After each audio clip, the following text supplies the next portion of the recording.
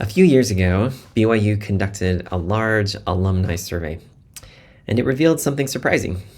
Stat 121, Principles of Statistics, was the least loved class in the entire university. I was stunned.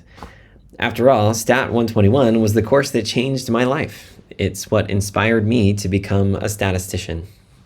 How could something that I loved so much be so widely disliked? Around the same time, I was having a conversation with my wife, who was studying for her social work licensing exam. She shared something with me that completely shifted how I thought about teaching. She told me about two core brain states, discovery mode and defense mode. More formally, these are known as behavioral activation and behavioral inhibition. When the brain is in discovery mode, it's curious, open, and engaged. Dopamine and other reward chemicals support learning and exploration. The prefrontal cortex, our center for reasoning and creativity, is active. But when we sense a threat, the brain shifts into defense mode. The amygdala takes over. Learning shuts down.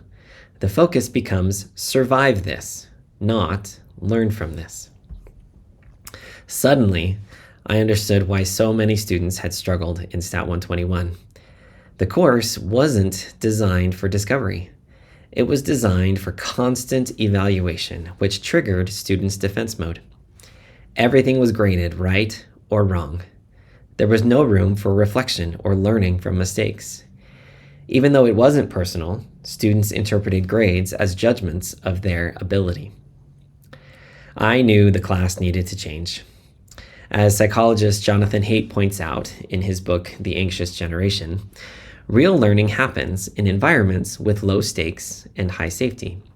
Students need safe spaces to take risks, make mistakes, and grow from them. After all, this is how we all learn. Because Stat 121 is all about data, rather than focusing on topics, I chose to focus on the experience of data analysis.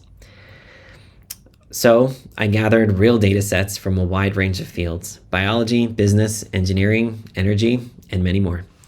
I created multiple versions of each assignment, project, and exam so students could work with data that interested them and try again when needed. Instead of fearing a single right answer, students were now free to revise, explore, and learn through repeated experience. The result? Students were no longer afraid of being wrong. They experimented. They discovered what worked. Mistakes became stepping stones, not stumbling blocks. But something unexpected happened too. As students felt safer and more curious, they also became more engaged. More students came to talk to me, not about grades, but about what they were learning. They weren't just getting through the class, they were taking ownership of it. And to my surprise, this shift didn't just make the course better for them. It made teaching much more rewarding and enjoyable for me.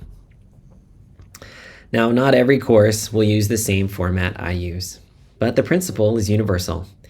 If we want students to learn, we have to design courses that activate their discovery mode, not their defense mode. Create a classroom where the brain wants to learn, not just survive.